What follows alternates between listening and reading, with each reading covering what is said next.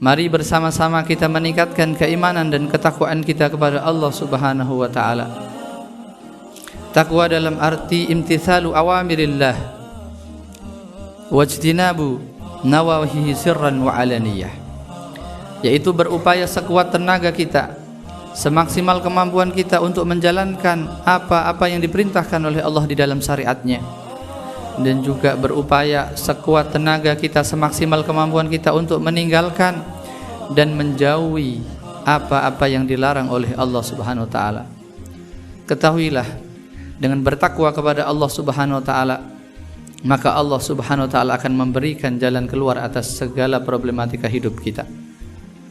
Wa may yattaqillaha yaj'al lahu makhraja warzuqhu min haitsu la yahtasib. Dan barang siapa yang bertakwa kepada Allah Subhanahu wa taala, maka Allah berikan jalan keluar atas segala permasalahannya, dan Allah berikan rizki dari arah yang tidak dia sangka. Mudah-mudahan Allah Subhanahu wa taala senantiasa membimbing kita agar kita menjadi hamba-hambanya yang bertakwa di hadapan Allah, baik di saat kita dalam keadaan sunyi sendiri ataupun di tengah-tengah keramaian.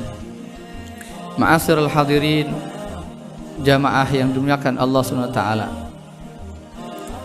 hiruk pikuk dunia yang luar biasa, setiap hari kita disajikan dengan berita-berita, dengan informasi yang mungkin membuat kita semakin khawatir dan semakin takut, sehingga kita melupakan keagungan dan kemuliaan amalan-amalan di bulan haram atau bulan-bulan suci.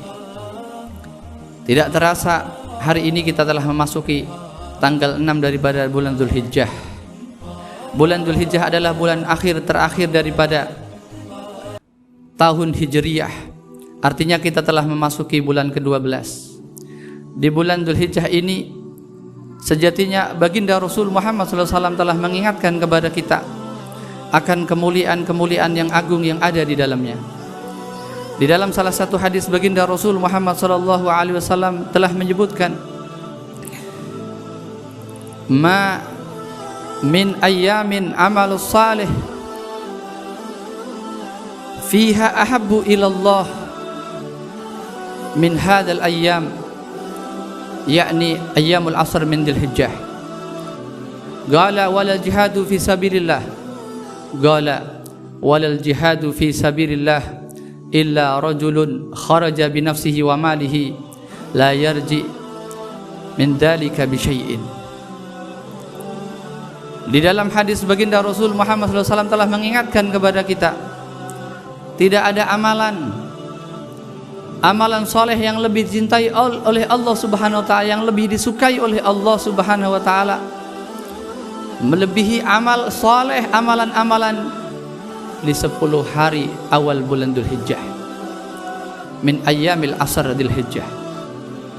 Tidak ada amalan yang lebih utama, lebih mulia, yang lebih dicintai oleh Allah melebihi amalan-amalan yang dikerjakan, dilakukan di 10 hari bulan Dzulhijjah, di 10 awal bulan Dzulhijjah. Sahabat bertanya, walal jihadu fi sabilillah, apakah amalan itu termasuk amalan jihad fi sabilillah atau mengungguli amalan jihad fi sabilillah? Maka Rasulullah mengatakan, walal jihadu fi sabilillah, iya, termasuk jihad fi sabilillah.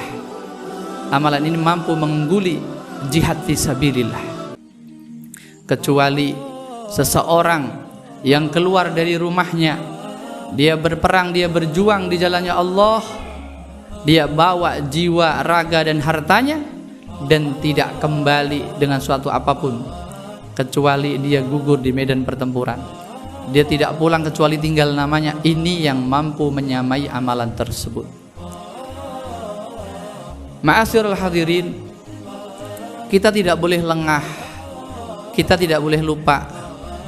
Sekalipun keadaan seperti ini, ketahuilah sesungguhnya Allah telah siapkan anugerah-anugerah yang besar di 10 hari di awal bulan Dzulhijjah ini, yang mana apabila seseorang melakukan amalan-amalan tersebut, pahalanya mengungguli jihad fi sabilillah.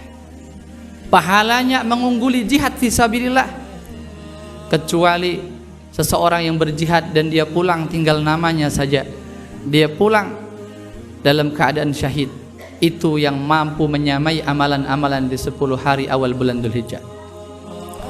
Lantas apa saja amalan-amalan yang bisa kita lakukan di 10 hari-hari yang mulia ini?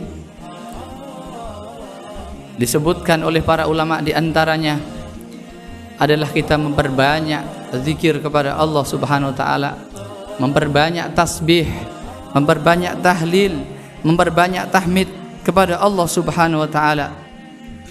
Di dalam salah satu hadis baginda Rasul Muhammad SAW mengingatkan juga kepada kita, ma min ayyamin a'dham indallah wa la ahabba ilaih minal amal fihinna min ashril dzulhijjah. Tidak ada amalan yang lebih agung di sisi Allah Subhanahu wa taala melebihi amalan-amalan yang dikerjakan di 10 hari pertama daripada bulan Dzulhijjah. Fa'aksiru, maka kata Rasulullah, fa'aksiru fihinna, maka perbanyaklah oleh kalian di malam atau di hari-hari tersebut minat tahlil wat takbir wat tahmid, maka perbanyaklah di malam-malam tersebut, di hari-hari tersebut dengan membaca takbir, dengan membaca tahlil, dengan membaca tahmid. Itulah sebabnya banyak riwayat para salaf yang mereka mengajarkan kepada kita untuk membaca tahlil, adhkar tahlil di 10 hari awal bulan Dzulhijjah, yang biasa kita baca sesudah maghrib atau sesudah isya. Yang mana ketahuilah jamaah yang dimuliakan Allah, kalimat tahlil itu adalah kalimat yang agung, kalimat yang disebutkan di dalam hadis qudsi, la ilaha illallah hisni, la ilaha illallah adalah bentengku, kata Allah. Man qala la ilaha illallah dakhala hisni, dan barang siapa mengucapkan kalimat la ilaha illallah, maka dia telah memasuki bentengku. Wa man dakhala hisni aminna min adabi, dan kata Allah, dan barang siapa yang telah memasuki bentengku, maka dia aman dari azabku, dia aman dari siksaanku. Maka adakah benteng yang lebih kokoh, adakah benteng yang lebih kuat dibandingkan bentengnya Allah Subhanahu wa taala? Maka Al-Fakir mengajak diri Al-Fakir dan kepada seluruh jamaah sekalian, perbanyak kita berzikir di awal-awal bulan Dzulhijjah ini. Lebih-lebih kita baca tahlil yang diajarkan para salaf, la ilaha illallah adadal layali wad duhur, la ilaha illallah adadal ayami wasyuhur, dan seterusnya. Itu kita baca, dan itu menjadi benteng yang kokoh, sebagaimana disebutkan dalam hadis qudsi tadi, siapa yang telah membaca kalimat la ilaha illallah berarti dia telah memasuki bentengnya Allah, dan siapa yang telah memasuki bentengnya Allah, maka dia akan aman, dia akan selamat dari siksaannya Allah, dia akan selamat dari kemurkaannya Allah. Maka mari kita bentengi diri kita, keluarga kita, dengan perbanyak kalimat tahlil la ilaha illallah. Ma'asyiral hadirin, jamaah yang dimuliakan Allah Subhanahu wa taala, selain kita dianjurkan untuk memperbanyak zikir tahlil di malam-malam 10 awal Dzulhijjah, kita juga diperintahkan untuk memperbanyak taubat kepada Allah Subhanahu wa taala. Tubu ilallah jami'an ayyuhal mu'minun la'allakum tuflihun. Bertaubatlah kalian kepada Allah, wahai orang-orang yang beriman. Bertaubatlah kalian semua, wahai orang-orang yang beriman, agar kalian mendapatkan keberuntungan, agar kalian mendapatkan kemenangan. Boleh saja, boleh jadi mungkin dosa-dosa kita telah membuat Allah memberikan musibah, memberikan penyakit, memberikan pandemi. Boleh jadi atas dosa-dosa kita yang tidak pernah kita taubati atau tidak pernah kita istighfari. Maka jadikan ini malam 10 awal Dzulhijjah adalah malam pertaubatan kita kepada Allah Subhanahu wa taala, agar Allah segera mengangkat bala musibah ini, agar Allah segera mengangkat bala musibah ini dan menggantikannya dengan kebahagiaan, dengan keluhuran, dengan kenikmatan. Taubat adalah hal yang sangat penting bagi seorang hamba, dan taubat adalah suatu hal yang sangat dicintai oleh Allah Subhanahu wa taala. Maka di dalam hadis disebutkan bahwa baginda Rasul Muhammad sallallahu alaihi wasallam beliau senantiasa beristighfar dan bertaubat kepada Allah tidak kurang dari 70 kali dalam sehari. Bahkan dalam riwayat yang lain dikatakan beliau tidak kurang aksar mi'ata marrah, tidak kurang dari 100 kali bertaubat dan beristighfar kepada Allah Subhanahu wa taala. Allah inni la astaghfiru wa atubu ilaik aksar min 70 marrah. Demi Allah, aku senantiasa beristighfar dan bertaubat kepada Allah tidak kurang dari 70 kali di dalam sehari. Dalam riwayat yang lain tidak kurang dari 100 kali dalam sehari. Ini Rasulullah Muhammad SAW.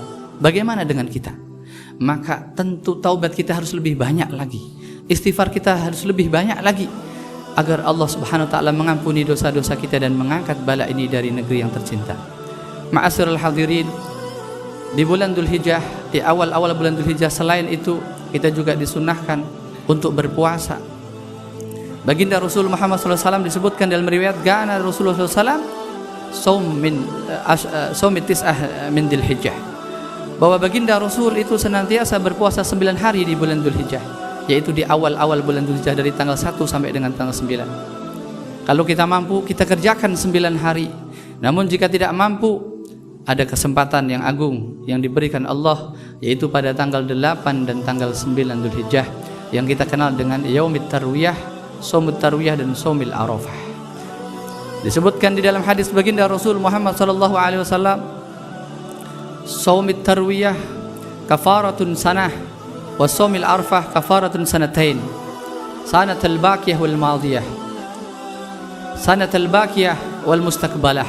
Juga disebutkan bahwasanya puasa pada hari Tarwiyah itu mampu menghapuskan dosa 1 tahun, dan puasa di hari Arafah tanggal 9 Dzulhijjah itu menghapuskan dosa 2 tahun, yaitu dosa 1 tahun yang lalu dan dosa 1 tahun yang akan datang. Ini adalah kemuliaan.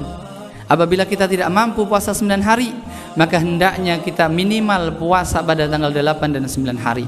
Apabila kita tidak mampu 2 hari, setidaknya jangan sampai kita tinggalkan puasa pada hari Arafah, karena pada hari itu Allah paling banyak membebaskan hamba-hambanya dari api nerakanya Allah Subhanahu wa taala. Mudah-mudahan kita diberikan Allah taufik dan hidayah untuk menjalankan puasa di hari Tarwiyah dan hari Arafah. Amin ya rabbal alamin. Ma'asyiral hadirin, jamaah yang dimuliakan Allah taala, selain puasa ada ibadah juga yang agung yang diajarkan oleh Rasulullah kepada kita pada bulan Dzulhijjah, yaitu udhiyah, yaumin nahar, yaitu kita menyembelih hewan kurban di hari raya Idul Adha. Di dalam salah satu riwayat disebutkan bahwasanya baginda Rasul Muhammad sallallahu alaihi wasallam mengatakan, ma amila adamiyyan min amalin yaumat nahar ahabbu ilallah min ihraqid dam. Tidak ada satu amalan anak cucu Adam pada hari raya Idul Adha yang lebih dicintai Allah melebihi, yaitu menyembelih hewan kurban. Ihraqid dam, yaitu menumpahkan darah. Maksudnya di sini adalah menyembelih hewan kurban.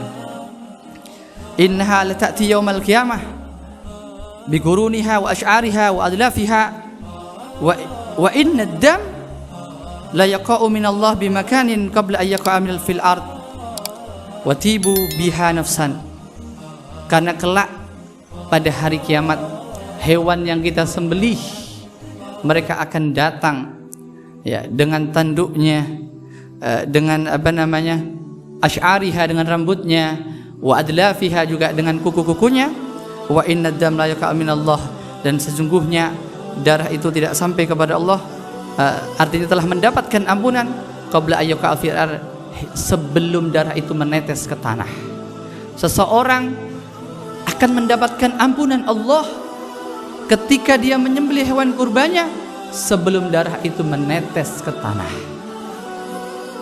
Nah, inilah kemudian para ulama mensunahkan kepada orang yang berkurban untuk tidak memotong kuku, rambut, dan anggota tubuh dari mulai tanggal 1 Dzulhijjah sampai disembelihnya hewan kurban, yaitu pada hari raya. Setelah itu baru boleh motong tangan, atau motong kuku, motong rambut, kumis dan sejenisnya. Artinya tidak boleh ada bagian tubuh yang dipotong hingga disembelih hewan kurbannya. Faidahnya apa? Mafhumnya adalah agar ketika kelak kita dibangkitkan dari kubur kita, seluruh anggota tubuh kita telah mendapatkan ampunan dari Allah Subhanahu wa taala, tidak ada yang tersisa.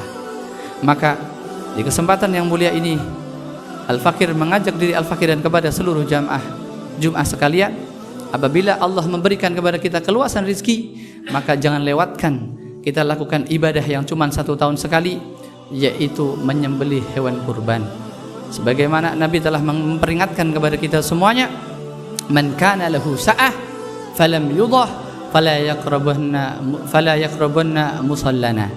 Barang siapa yang Allah berikan keluasan rizki namun dia tidak mau berkurban, maka kata Rasulullah, fala yaqrabanna musallana, jangan dekat-dekat tempat salat kami, enggak boleh dekat-dekat sama masjid. Nah, ini adalah kiasan bahwasanya orang yang diberikan Allah keluasan rizki, maka hendaknya jangan melewatkan amalan yang utama, yaitu menyembelih hewan kurban di yaumin nahar.